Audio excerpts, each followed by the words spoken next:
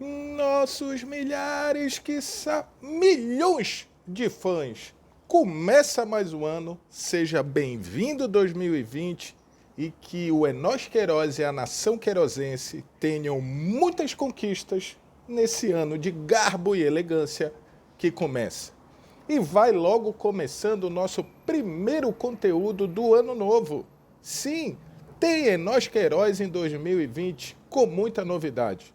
Papão abrindo a tampa das contratações, Leão colocando as suas para jogo, teve amistoso contra o Castanhal e mais alguns pitacos sobre esse planejamento dos grandes para o Campeonato Paraense que se aproxima.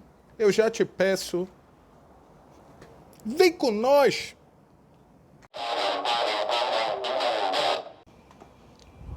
Vamos começar com Leão Azul, que no sábado jogou contra o Castanhal e venceu por 4-1.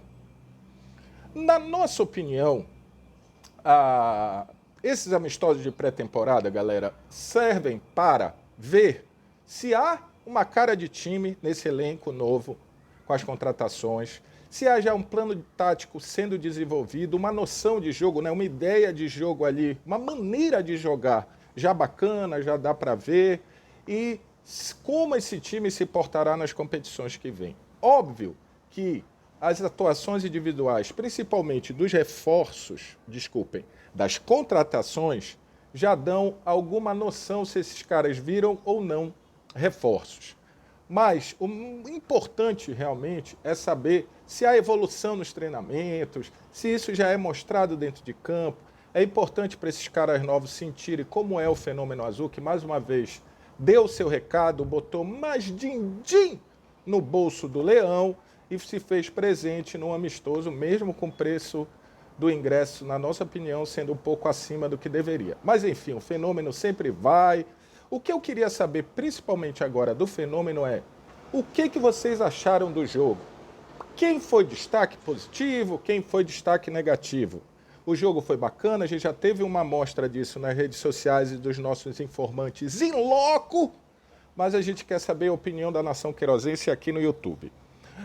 O que deu para notar, nós não vimos o jogo, obviamente não conseguimos ir lá, mas deu para a gente ter um apanhado geral. O Remo começa com a sua zaga, que seria a reserva do ano passado, e a gente sempre disse que ela era melhor do que a titular, o Mimica Jansen. Na lateral direita já mostra que há de novo uma lacuna, começa de novo com um jogador improvisado, o Djalma, que já disse que queria jogar na sua, que é a meia, mas enfim, tá lá, tá quebrando um galho, sempre que jogou lá fez o seu sem comprometer. Tem o Rafael Jansen, que já jogou nas duas. Na ala esquerda começou o Ronael, mas a gente acredita que o titular vai ser o Dudu Mandai, porque é um cara pedido pelo Rafael Jacques, de confiança, que já jogou com ele. O meio foi uma mistura de base, novos contratados, enfim. Chaves, Robinho, Wallace, que fez uma boa partida. Então, assim, lá na frente, o cara que não fazia gol, Gustavo Hermo, que foi cornetado desde o seu anúncio, resolveu logo fazer 2 e, além disso, fez uma boa movimentação no jogo. Importante para a galera sentir lá como é que funciona o Fenômeno Azul. O Remo está já no seu terceiro amistoso, se eu não me engano. O segundo contra o Castanhal, que é um time que disputará o Paraense. Então não é uma carne assada qualquer, é um time que vai se preparar, também vai melhorar. E o Remo sai aí na frente da sua preparação, porque já fez alguns amistosos, consegue colocar os seus contratados para rodar. Muita gente falou, mais uma vez, o jogador mais polêmico, que causa mais ódio e rancor desse elenco do Remo, que é o Eduardo Ramos, o mito. Muitos disseram que o mito não vai aguentar o estilo Rafael Jacques de intensidade que ele quer implementar no clube do Remo, mas a gente vai dar uma opinião. Bem, a gente já disse que acha que o Eduardo Ramos não tem mais a menor vontade de jogar futebol profissional e parece que alguém força ele a jogar. Mas se o Rafael Jacques conseguir aproveitar do Eduardo o que ele tem de melhor, ninguém é obrigado a manter o Eduardo como titular desse time. Tá? Mas aí ele vai derrubar o treinador. Aí, amigo, aí é uma questão de diretoria e tal. Mas se você conseguir aproveitar o que o Eduardo tem de bom, um bom passe, uma boa definição, uma categoria acima da média, em momentos importantes, pode ser que ele seja útil. faça uma diferença legal e aí acaba com aquela celeuma do mito, do não mito. Esqueça o mito. Eduardo Ramos, ele pode ser uma boa. Acho que o Remo ainda traz mais gente, mas parece que há um norte nas contratações do Remo para que haja uma evolução no decorrer do período. Agora, vamos de bicola. O Paysandu abriu a tampa das contratações. No início do ano saiu colocando uma leva, nem foi uma leva, foram 6 contratações aí para a torcida e eu já vou pedir para a Fiel se ela curtiu ou não as contratações. Eu não vou falar muito individualmente de cada uma, porque eu ainda vou buscar informações, até porque nos anúncios o Paysandu não bota os times anteriores, aí tem que fazer uma pesquisa e final de ano para fazer pesquisa a gente tem algumas dificuldades. Mas a gente vai citar aqui, vai aparecer para vocês as contratações do Paysandu, tá? O Paysandu contratou os volantes Serginho, que já estava meio apalavrado desde o ano passado, e o volante PH, Paulo Henrique, que tem um problema de doping e parece que só volta próximo ou no repá, ou seja, em fevereiro. Mas os 2 volantes, Serginho e Paulo Henrique, estão contratados. Contratou também o zagueiro Wesley, contratou também o apressadinho Alex Maranhão, o meia que se anunciou antes do próprio Paysandu. O cara parece que estava com vontade de vestir, né? A camisa nova bicolor, de tão apressadinho que ele estava. E o goleiro Gabriel.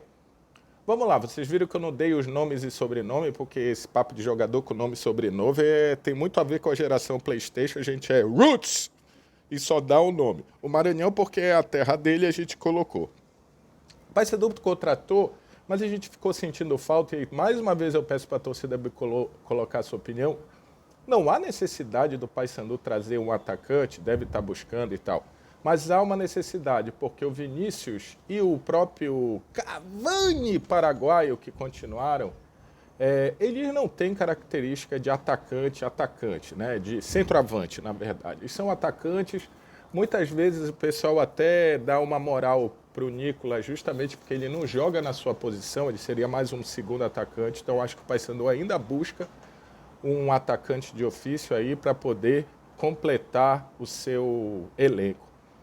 Eu estava vendo uma entrevista do executivo de futebol dizendo que o Paysandu mantém uma base com 17 jogadores. É aquilo também que a gente falou do Remo, que também manteve uma base, que apesar de você questionar se a base ela é boa ou ruim, ter essa base mantida para que haja um trabalho com um pouco mais de tranquilidade, uma preparação melhor, é melhor do que você acabar com tudo e recomeçar. E aí a gente vai fazer uma avaliação não, vai dar uma opinião sobre quem sai na frente. Vamos lá. O Remo já está com os seus contratados desde dezembro.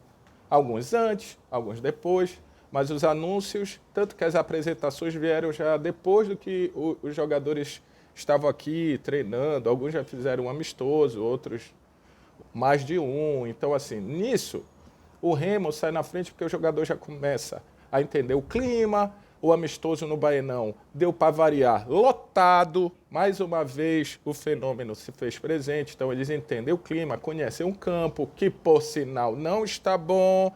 Vamos dar um jeito, vamos melhorar esse gramado do Baenão, que foi recém-inaugurado. Sei que isso é uma preocupação da galera de lá e tenho certeza que isso vai acontecer.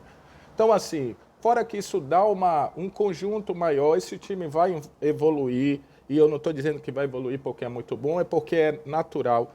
O Paysandu começa a receber seus jogadores e fazer seus treinamentos mais em cima da estreia do Paraense. Porém, o Paysandu mantém a sua comissão técnica, né, o seu treinador, o seu preparador físico e tal. Isso também é uma vantagem em relação ao time rival que trouxe tudo novo, mas que os caras também estão aqui. Se a gente pode dar uma opinião, acho que nesse início, na teoria, o futebol tem essa parte de teoria, né, de planejamento e tal, mas quando a bola rola, a prática acontece, pode mudar tudo. Na teoria, o Remo saiu na frente, até porque acabou o seu ano na frente, teve mais tempo para isso. Em relação aos reforços, tanto de um quanto de outro, a gente precisa deixar a bola rolar mais vezes para saber se as contratações viram reforços. E daí, como eu também vi nas redes sociais, haverá mudanças ainda, muita gente chega, muita gente sai. Mas o paraense começou. Se começou, tem É Nós Queiroz. A gente também vai fazer um conteúdo aí sobre os outros times do paraense, fora Remo e Paysandu, para que a gente consiga fazer um apanhado geral desse campeonato de garbo e elegância que vem por aí. Vai ter coisa boa aqui no canal, então eu já te peço para dar o like nesse vídeo, compartilha ele com geral, com seus amigos, se você gosta da gente, com os seus inimigos para eles sofrerem um pouquinho nesse início de ano. Já peço também para tu deixar ativado o sininho para que você receba tudo do É Nós Queiroz e faça parte da nação queirozense. Mais uma vez, feliz 2020, comemorem se vocês ainda estão comemorando, mas comemorem assistindo e curtindo o É Nós Queiroz. Tamo junto